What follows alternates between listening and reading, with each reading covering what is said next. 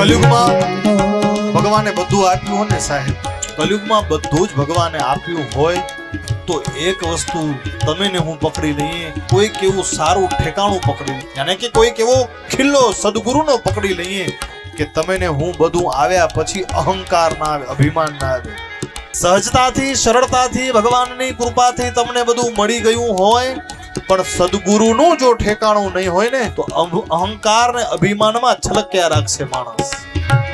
બે રામાયણના બે પાત્ર હનુમાનજી મહારાજ અને રાવણ બંને મહાવીર મહાપરાક્રમી છે સાહેબ, જેની શક્તિ આખી રાવણ કાંઈ સામાન્ય નથી. પરમ પરમ પરમ પરમ જ્ઞાની પરમ પ્રખાર પંડિત જે પોતાના આંગણામાં નવગ્રહને બાંધી શકતો હોય, કેટલી બધી વિદ્યા હતી, બધું જ હતું, પણ ગુરુ વગરની સિદ્ધિ હતી એટલે ન કરવાનું કરી ગયો.